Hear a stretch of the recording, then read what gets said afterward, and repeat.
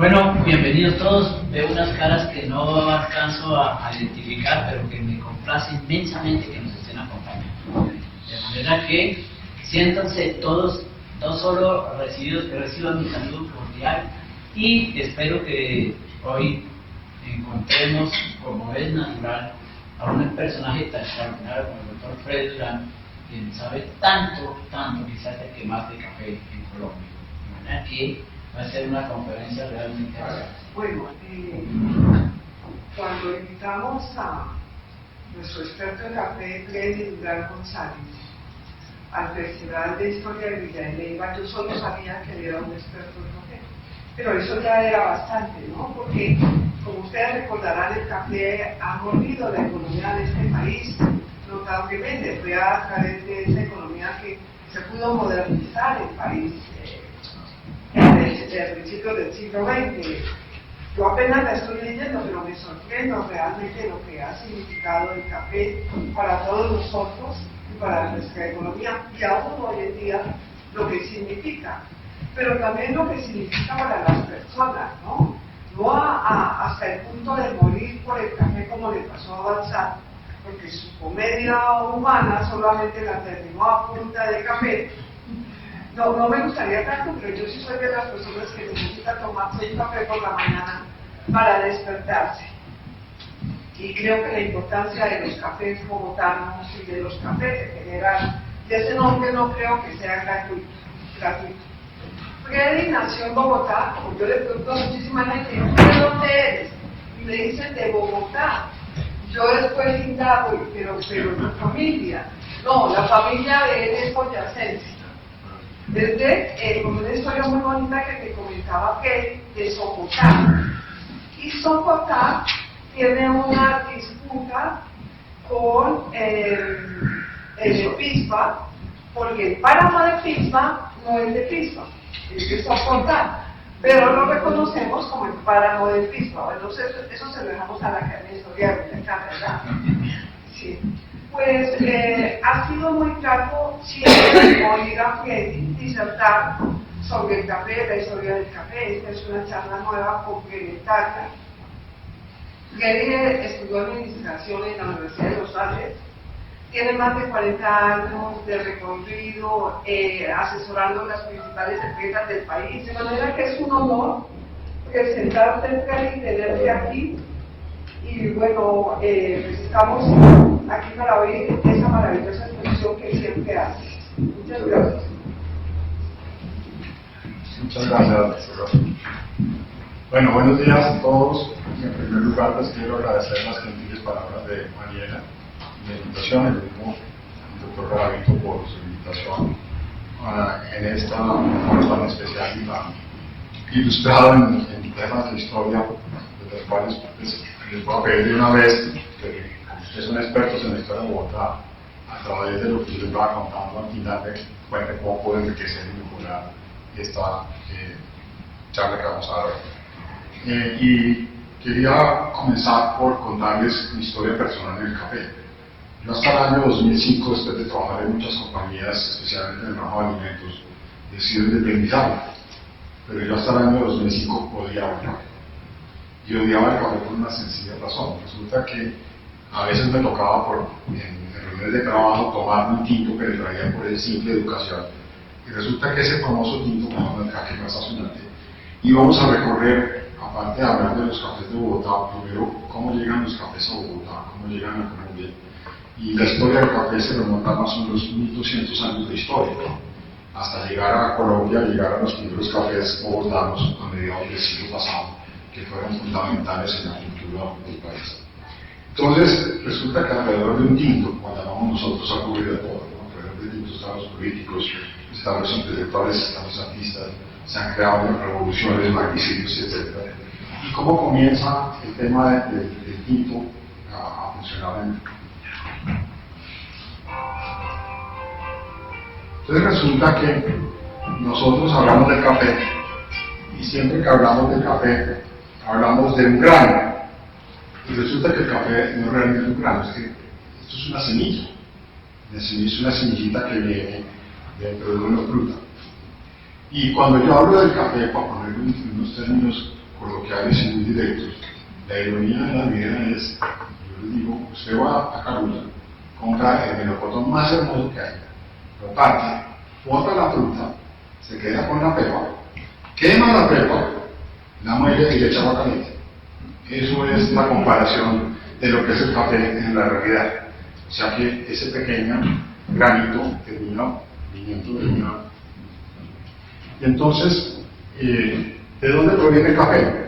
Entonces aquí vamos a hablar un poquito de la botánica del café, que es interesante, y ya les voy a explicar por qué. El café proviene de un arbusto en África que se llama, desde el punto de vista de la botánica, el café. Y pertenece a la familia Rodiaceae, a género Copea, y en el café existen dos especies, la arábica y la robusta. Y aquí viene la primera connotación para que entendamos el mundo del café.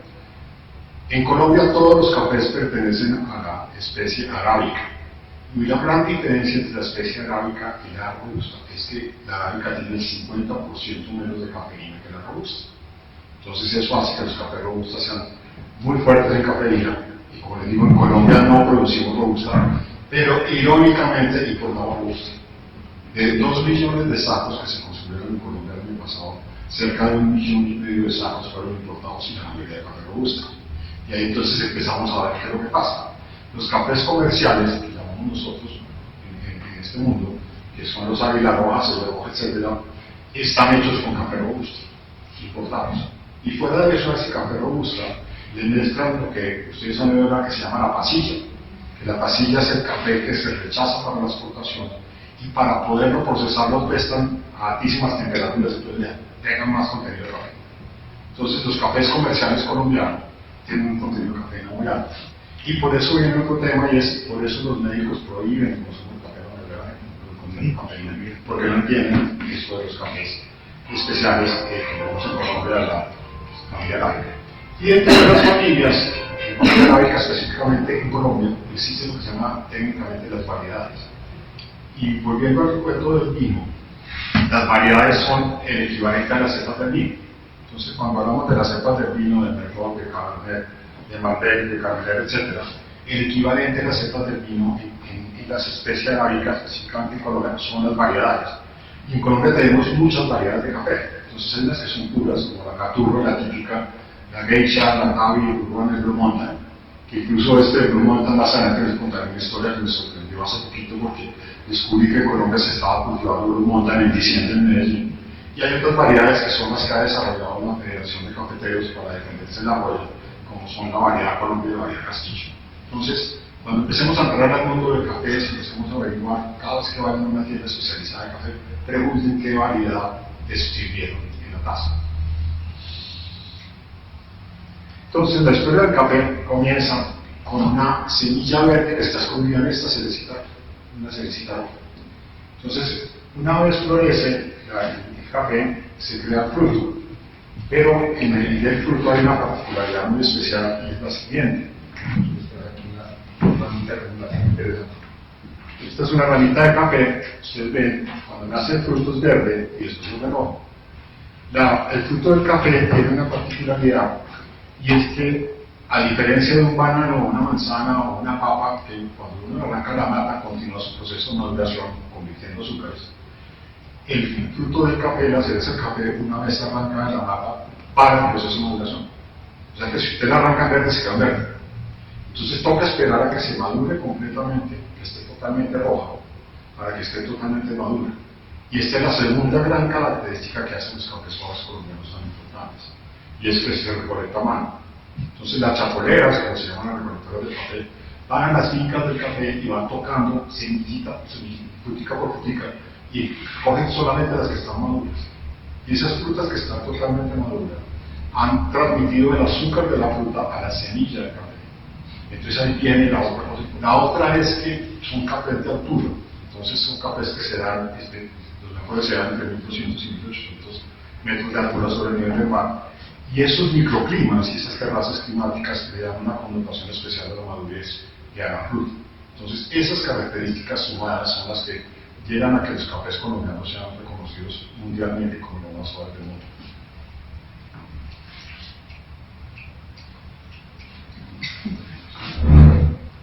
Entonces, ¿cuáles proceso del café. La verdad es que, como les digo, la cereza se recolecta en la finca, y en la misma finca tiene un proceso bastante complejo. Primero se despulpa, se le quita la fruta de la cáscara, que incluso durante muchos años se botó a los ríos, hoy en día se tienen otros usos, y se pone a secar. Ustedes que han ido a fincas cafeteras verán los cafés en los quechos y en los patios secándose. Y una vez se seca, el café queda lo que llamamos técnicamente el café pergamino, y así sale de la finca. Y el café pergamino llega a las trilladoras, donde simplemente le quitan la corteza amarilla y queda lo que se llama técnicamente el café verde. Y el café verde es lo que realmente exporta al país. Entonces hablábamos con el doctor Gabriel al principio, que uno de los problemas de Colombia en el tema del café es que no le hemos puesto valor agregado a nuestro café. En 1835, desde Cúcuta, a través del Golfo de Maracaibo, se hizo la primera exportación de café en verde de Colombia. Y los buques que salieron esta mañana con frutos de café colombiano siguen saliendo de país. Entonces no hemos hecho ningún valor agregado, y el que se gana todo el dinero del negocio del café es la gente de Starbucks, la gente de la Nestlé con Nescafé y Nespresso, y la gente de IDE. Entonces, una vez el café está en verde, entonces llega a las tostadoras, y en las tostadoras hay maestros tostadores que tienen un título que se llama Q-Grader, que son los que reciben el café en verde y hacen pruebas de taza, donde determinan a qué temperatura y durante cuánto tiempo se debe tostar ese café específico, para sacarle los mejores aromas y sabores al café que llega ahí. Y entonces, una vez está tostado, ya pues pasa al proceso de molienda. Y aquí viene otro de los consejos para el tema del café. Resulta que nosotros deberíamos consumir primero café sin grano, y se debe comprar con la fecha de tostación lo más cercana posible. Ahora, realmente hay cafés que de pronto no lo ponen, la mayoría lo ponen, y si no está la fecha como tal, sí tienen que poner por obligación del INVIMA la fecha de vencimiento. Hoy en día los cafés les dan un año de fecha de vencimiento. O sea que si ustedes le quitan un año a la fecha que tienen ahí, encuentran la fecha que fue tostada. Y deben buscar la fecha más cortica de eso. ¿Por qué? Porque resulta que el café, una vez es tostado, empieza un proceso de oxidación y empieza a degenerar su sabor y su parte organoléptica. Entonces nosotros recomendamos que máximo comprar cafés con nivel de tostación y tenerlos en grano en la casa, y ya primero está más sofisticado tener un molino y molerlos en el momento que se va a consumir. Eso es más o menos el tema que se maneja con el café. Hay otro tema interesante, y es que estas cerecitas de café se necesitan 50 para una finca. Entonces, es una cosa bien interesante lo que pasa. Entonces, ¿cómo llega el café a nuestros días? Resulta que el café se descubre hace 1200 años, y hay varias leyendas sobre la teoría de cómo se descubre el café. Y la principal es de un pastorcito de Etiopía que tenía un rebaño de cabras, y él sacaba sus cabras a pastorear, y él se sentaba con su plata a tocar plata, y por la tarde se iba con su plata a recoger las cabras. Y un día resulta que sus cabras no aparecieron, y no sabía, y las empezó a buscar, hasta que de pronto las encuentra escondidas en un bosque, balando y saltando como locas. Y ahí un amigo mío dice que debe ser el dicho famoso, el que más loco que una cabra, por las cabritas de Cali. Y resulta que Cali decide probar la cerecita también, y inmediatamente le pasó lo mismo que las cabras. En efecto, la cafeína, él también se puso eufórico, el juego animado y todo, y decidió llevar este fruto, porque no sabía qué era, que nunca lo conocido, a donde estaban los sabios de la época, que eran los monjes sufíes, en una abadía que quedaba cerca de donde él estaba.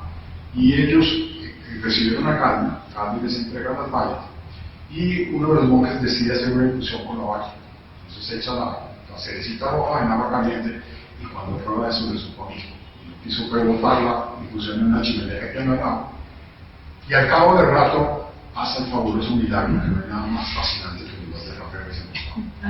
Entonces, el personaje cuando huele el café recién tostado, ahí mira qué pasa, y obviamente estaban las semillitas tostadas, las saca de la chimenea y vuelve y prepara la infusión. Entonces, ellos están en el lugar del mundo. Hay dos historias sobre de dónde proviene la palabra café. Una dice que viene de Capa, que es una provincia en Etiopía donde se cultivaba el café, y la otra habla que viene de la palabra árabe que se llama Java, que dice la fuerza que quita el sueño, y al traducirla al turco lituano se llama café. Y al llegar a Europa, los holandeses, que fueron unos grandes conquistadores, también propagadores de café a nivel mundial, lo llamaron café, los ingleses coffee, los italianos café, y los alemanes café, y lo que son españoles, portugueses y franceses lo llamamos igual, lo llamamos café. Entonces ese es el origen de la palabra café. Y entonces resulta que el café llega a Inglaterra a través de... Los cafés llegan a Inglaterra, a Oxford precisamente, en 1650, donde un griego abre su primer café, y al cabo de 2 años, hacia 1700, se hablaba que en Inglaterra había cerca de 2000 cafés. Después, ¿qué pasa? El café llega a París, y entonces se junta que los franceses deciden adoptar muchas cosas de la cultura turca, del sultán turco y del embajador, y dentro de eso pues viene obviamente el tema del café. Y un italiano llamado Francesco Procopio abre el primer café en París que se llama el Café Procopio. Café Procopio incluso todavía existe, todavía está abierto al público. Y pues el italiano termina ya porque, ahora lo vamos a ver un poquito más adelante, los italianos han sido los genios en la cultura del café, en las preparaciones del café, y él abrió este café. Incluso hay una anécdota de muchas cosas sobre los cafés parisinos. Una de ellas es que en este Café Procopio, una vez un teniente del ejército francés no tenía con qué pagar el café, el tinto, y dejó empeñado su sombrero. Y ese señor después era Napoleón Bonaparte. Y hay otra historia que habla que del Café Poix salieron a tomarse la Bastilla. En los cafés parisinos se generó toda la Revolución Francesa. Entonces, hoy en día se habla que París tiene alrededor de 5.000 cafés, que es otra ciudad muy particular, muy especial con el tema de sus cafés. Bueno, entonces el café, para resumirles, hace una conquista del mundo absolutamente impresionante. Se descubre en Etiopía, se empieza a cultivar en Yemen. De Arabia los llevan a Turquía, los llevan a Egipto y los llevan los holandeses a su país. Los holandeses los llevan a Ceilán y a Java, y los holandeses son los encargados de traer cafés a América, los traen a su provincia que tenían en Guayana. Y de Turquía, pues el café va a Europa, a lo que es Italia, Francia, Austria e Inglaterra. Y curiosamente de Francia viene también el café a América. Y esa es la historia que empieza ya a acercarnos a los cafés bogotanos, como les decía. ¿Por qué llega el café a América? Pues resulta que en 1726 había un teniente de la Marina francesa abandonado en la isla de Martinica, que era una posesión francesa. Y él, dentro de las cosas que había investigado, había descubierto que el café se podía cultivar en Martinica. Entonces, él vuelve a Europa en una misión y empieza a averiguar dónde se puede conseguir una matica de café. Y alguien le dice, pero dice, las únicas maticas de café que existen en toda Francia, están en el Invernadero Real, son propiedad de Luis XIV y nadie las coge. Entonces él trató de hablar con el rey para que el rey le aceptara el futuro que podía tener el café en América. El rey no le pagó horas. Y él siguió insistiendo, a grado tal que se conquistó una de las administradoras del jardín botánico y se robó una mata de café. Un quesito. Y entonces que el tipo regresa en su barco a Martinica, y durante la travesía de regreso le pasó absolutamente todo. Se quedaron sin viento, se quedaron sin agua, racionaron el agua, e incluso ustedes ven en ese grabado, él compartía su ración de agua con su matica de café. Los compañeros del barco le dijeron que estaban locos, iban a botar la matica de café por la borda, lo atacaron los piratas. Fue un viaje dramático para la primera matica de café de llegar a América, pero llegó por fin la matica de café, y él siembra la matica de café en la isla de Martinica.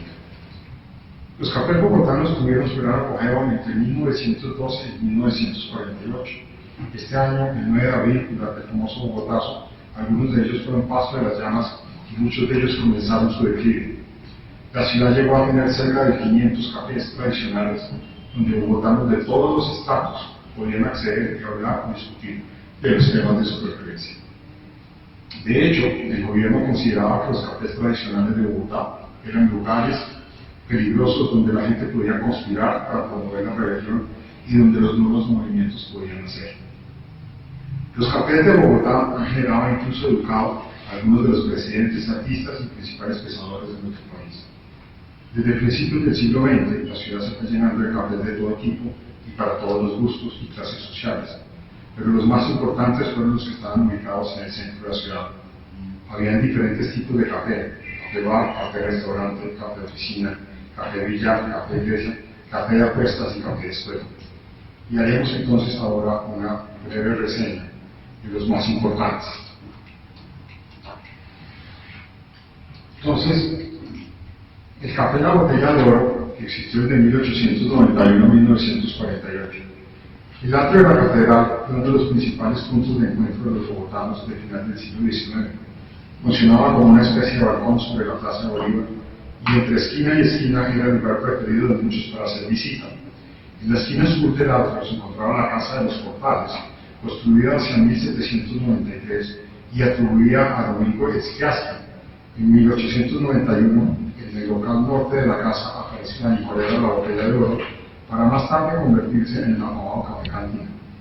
Durante más de 50 años, el café estuvo en este recinto. Ahora se pasó de un rito de ir a los cafés a que se ha venido creciendo, para fortuna de los que estamos en este ámbito de los cafés especiales colombianos, en sitios para vivir las experiencias de café.